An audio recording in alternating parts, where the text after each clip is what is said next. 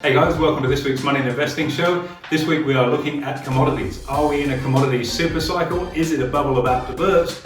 And more importantly, what is driving it? Tune into the broadcast and we'll look forward to seeing you in the show. Hey guys, welcome to this week's Money and Investing Show with me, your host Andrew Baxter, and as always, my faithful offsider, Mr. Mitchell Orenshall. Faithful I am, Mr. B. Thank you very much for having me on the show. And to jump straight into it, I really need to pick your brain today because there's a lot going on. It's certainly the talk of the town at the moment here in Australia. Commodity prices or the commodity supercycle. Iron ore, copper, gold, Bitcoin even we're going to touch on. Plenty to go through. Indeed, and listening to the reports come out of the miners last week, I think they're all pretty keen not to talk about a commodity supercycle and using that label, but there's no doubt that's what we're talking about. And yeah, we're such an iron ore centric exporter with record price on iron ore. We've seen colossal prices come out of the big miners in terms of profit. BHP, Fortescue, brilliant numbers coming out of there. But is it just about iron ore prices? And the answer is no, it's actually far more broad based than that. And yes, we are enjoying boom times. Interesting shift, because really for the last sort of 6 to 10 months, all we've been talking really is the new businesses of technology driving the world economy. Are we seeing a reversion, if you will, back to old school, dig it out of the ground and sell it? And I think that's maybe where we're at. I guess that's the question, and we'll certainly cover that off at the very end. And probably a good place to start with that is to talk a little bit about where we were nearly, say, 9-10 months ago when COVID first began. What did we see with commodity prices? Well, markets hate uncertainty, Mitch, and that's the thing. When things are uncertain, things slow down. When the pandemic first hit, nobody really knew what to expect, and you saw a real logjam in the commodities markets. And probably the best example of that, of course, would be oil. The world's most heavily traded commodity, where we actually saw, believe it or not, negative prices for a barrel of oil. What does that mean for those who don't know what exactly negative prices actually refers to? So obviously there's a cost of production with oil. Let's say it's $20, $30 a barrel, depending on where in the world you produce it. The futures markets are largely where the oil is traded, in terms of the price mechanism for setting price. And it got to the point where the world was awash with oil, but demand had slowed down because of the pandemic. You think about it, no one was driving anywhere, certainly no one was flying anywhere. So the world literally was awash with oil. It no longer needed it, right? Not being bought to be used, it had to be stored somewhere. Oil is something that requires storage. You can't put a couple of barrels in the shed. It requires major storage facilities. And so it got to the point, I think it was April 2020, where we saw negative prices because people were actually being paid to take physical delivery of oil. Never happened in history before. And certainly a bell ring at the bottom of the market, you're getting paid to take delivery of oil rather than having to buy it. You'd be laughing now, and we can chat about where prices have really gone. I think OPEC has it about $40 a barrel right now, which is a pretty big shift. Yeah, look, I mean, there's been some big price moves in there, and I suspect we're going to see more as we see the economic stimulus around the world continuing to fuel the economic recovery we're seeing. And there are also some country-specific factors, especially in the US as well, which have certainly impacted on it. And I think $65, $70, $75 over the next month or two is certainly not out of the question. That's a nice outlook. And you look at something like the oil ETF, OOO here in Australia, it's up 24% in just the last year, which is a pretty big gain. It is, and I mean, it marks the fact that even though people aren't flying, the global economy is growing, and the economic rack and ruin that was portrayed when we went into the pandemic mode hasn't really happened. And particularly if you look at the US, and we'll get more specific on that in a few moments. So there's been a driver there, but of course on the other side, supply and demand is how price is set. So not only has there been reasonable demand for oil, but OPEC has done a very, very good job of constraining, well, depending on your perspective, I suppose, but a good job of constraining supply in order to try and push prices higher. All the countries that are members of OPEC have a finite amount of oil, and pumping it out of the ground when it's $10 a barrel is not very cost effective when it could be $70 or $80 a barrel. And so they've been really trying to drag the chain and slow production down to get that price up to get a better return on the natural assets that they have. It makes total sense. And from my understanding, it was Saudi Arabia that really cut their production by somewhat 30-40%. Is that right? Yeah, I mean, they put the brakes on for sure. I guess the challenge that OPEC have is that there are a number of countries, let's say rogue countries that operate outside of OPEC, Venezuela being one, Russia being another, that are both enormous producers of oil. And they're not constrained by OPEC's central policy decision making in terms of production quotas. So, if you're in Venezuela and your economy is just gone imploded effectively, and you've got this enormous natural reserve to bring in much needed foreign currency, you'll be pumping as much of it out of the ground as you can, and that's exactly what's gone on. So whilst OPEC rule with a pretty iron fist in terms of their producing countries, you've got those rogue nations that sit outside of that, which has been a bit of a disruptor. And you probably see Russia and Saudi having a fairly colourful conversation around that in terms of production quotas and things like that. Yeah, it's an interesting one, but that's just oil. There's plenty of other commodities too. Well, what about copper? Let's talk about copper. It's at a 9-year high in terms of price. What's your thoughts there? Look, I think there's actually a global shortage of copper right now, and that's going to be pushing pricing even higher. Copper is an interesting one because if I put my economist, I'm an economist by qualification, if I put my economics hat on for a moment, copper prices are probably the single best bellwether index, if you will, or one of the best ones for looking at the overall strength of the global economy. If you think about the uses of copper, plumbing obviously is one of them, more of this plastic, electric componentry, and plenty of other things in the manufacturing space. Demand has been incredibly strong for copper, so it's certainly been pushing prices higher, and that's reflected through stocks in that space too. If I take one of my favorite trading stocks, Freeport-McMoRan over in the US, FXC, that's up 126% in just the last 6 months. That's crazy. And it's one of those that just sits under the radar. People talk about iron ore, people talk about oil, but copper it's actually a very tricky commodity to trade. Futures have done plenty of futures trading. Big contract, right? Big contract, big tick value, not ideal for your average retail investor. But gee, that's just been motoring along in the background, that's for sure. And so, all of those companies, including our Aussie ones, of course, that have exposure to copper have also done rather well. Look at BHP's result, 80% of its profits attributable to iron ore, and the rest of it comes from the balance of the portfolio, but they, of course, also have copper assets, and they're looking to increase that. And they're up 27% over just the last year, which is clearly a representation of that as well. To chat about iron ore, which is really the main talk of the town right now, because we've seen prices go through the roof, and we've also seen companies like Fortescue Metals, for example, report great earnings, come out with massive dividends. Why? Oh, I'm very happy to see that Fortescue dividend as a shareholder. I know you were. And people saying it was a surprise. Blind Freddy was going to tell you it was going to be a big number. But look, there's an insatiable demand for steel in China. They've tried to reboot their economy with steel production. And of course, iron ore out of Australia is a very high quality material, and we've been the net beneficiary of that. So that's really helped. And the major competitor for Australian iron ore is down in Brazil, and Brazil has been caught up quite nastily, I suppose, with the COVID virus, and the economy's all but shut down there. So you haven't had that competition coming from down there either, in which case it's really left it as a 3-horse race, Fortescue, Rio and BHP for filling the demand for Chinese iron ore. So it's been fantastic for our producers. It certainly has, and Fortescue's share price is up somewhat 120% in just 12 months. Fantastic, hey? Yeah, absolutely. It's great for shareholders. It was almost at $8 once upon a time. Great Australian story too. Great Australian story. The price of actual physical iron ore is also up nearly 100%. Now I'm going to throw a curveball at you here, AB, just to take us off topic a little bit, but also very much so related. We had a question from a client a couple of days ago on the phone. Larissa, she'll know who I'm talking about. Our reliance on China is pretty heavy when it comes to iron ore. Now, if we see that relationship with China and the tensions increase, where does that leave companies like Fortescue? I think we're fairly insulated at the moment because there's no natural competition. It's rather like Facebook, there's no competitors, so you can run roughshod if you so wish. But that will change over time, and we've alluded to it previously. China's got interest in Guinea in Africa, where they've funded an iron ore mine there. And at some point, Vale in Brazil will come back online and be more competitive on the global stage. So there are competitors there, but for the moment, really is open field running. China's also sort of played hardball, I suppose, with a lot of Australian exports. Wine is probably the obvious one, where our luxury brands in our wine industry have really been touched up quite badly. Coal is another one. The advantage that Australia has with its raw materials is they're typically very, very, very high quality. So, if you look at the coal exports, for example, to China, there's a very, very high carbon content, which is what you need in the alchemy of making steel, iron ore, and carbon coal. Are required to do that, metallurgic coal. And they've tried to replace the Aussie coal with a lower quality, and it's producing a poor quality steel on the back end of it. So, we're very fortunate that we've got good quality resources going in there. But it's not just us that are affected by that.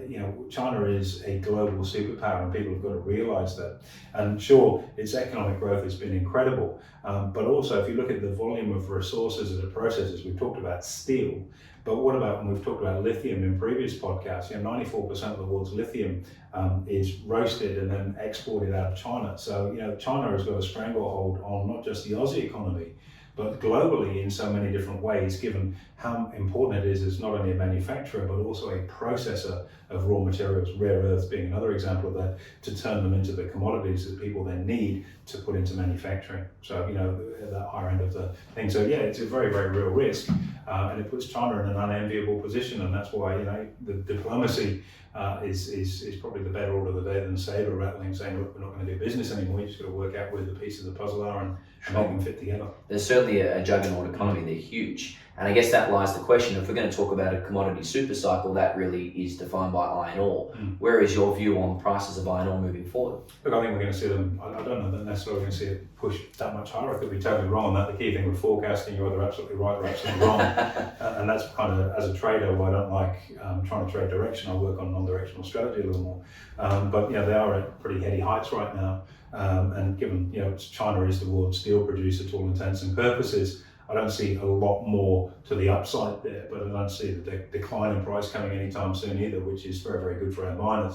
But we've talked about, iron ore, we've talked about oil, we've talked about copper, but we can look at this commodity super cycle also in the ags as well. So if we take, for example, soybeans, I haven't traded soybeans for probably about 12, 14 years. Wow. Soybeans are in the teens. It's just like, wow. So there, again, you've got a commodity price that, again, is close to a 9-year high in the food space. Obviously, soybeans are used in agricultural food as well for producing animals. But yeah, it's just incredible to see this. And I guess it bodes the question. Here we are in coming out of a pandemic, in a world economy that's not that robust. So how on earth, putting your economics hat on again, can these commodity prices be as high as they are? And I think my view on that would be very, very simple. If we look at the amount of fiscal stimulus, the amount of money that's being pumped into the global economy by the various central banks around the world, each month about 0.7% of annual GDP is pushed into markets as new money. It's just mind-blowing the amount of money that's being pushed into markets from central banks right now. And that, more than anything, is providing a very, very natural support. The world is awash with cash at the moment, and that will drive through, and you'll see that expansionary phase that we're seeing in commodity prices. 0.7% per month of annual GDP is going in as a stimulus. It's no wonder prices are going up. That's crazy. You think about what that must be on an actual dollar basis. It's a frightening number. Huge. It's a frightening number. And at some point, maybe, depending on whether you're a buyer of modern economic theory, you're going to have to pay it back. Maybe you won't. But this money's being printed at some point. I mean, it's just insane. The one commodity that we haven't touched on, of course, is gold, which has also had a pretty decent run. But I think it's losing a bit of its luster, and it's unusual for me to comment on what I'm about to. But I think, for a lot of people that have been gold bugs, that have bought gold as an inflation hedge, there's no inflation anywhere to speak of at the moment, so that's an ambit point. There's no yield, so gold's okay, it doesn't yield, but then there's no real yield in markets anyway at the moment. The attraction of it has waned a little bit, I think, in favor of Bitcoin.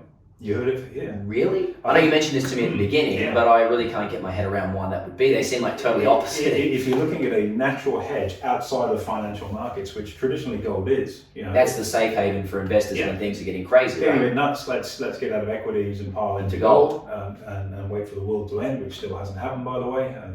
Big thumbs up. Still here. Yeah. Good one, Harry. We haven't seen the Dow at 5,000 yet. It's over 30 now. I'll have that bottle of wine when you're ready to post it. The reality is, though, that as an alternate hedge outside of the traditional economic model, getting into something like crypto, or Bitcoin being the example for that, is exactly what that's set up to do. It's a non-conforming financial asset that's not correlated to the world's economy, and it's not controlled by anybody in that space either. And Bitcoin's valuation, if it had a market cap, it's $1 trillion right now, which is just insane. We just saw Elon Musk pile in 1.5 billion just last week. Well, 1.5 billion is a lot of money, but it's a drop in the bucket to something that's valued at $1 trillion. That gives you an idea of the simple, by an order, how much crypto has really grown. And I think that one there is probably taking a little bit of the heat out of gold.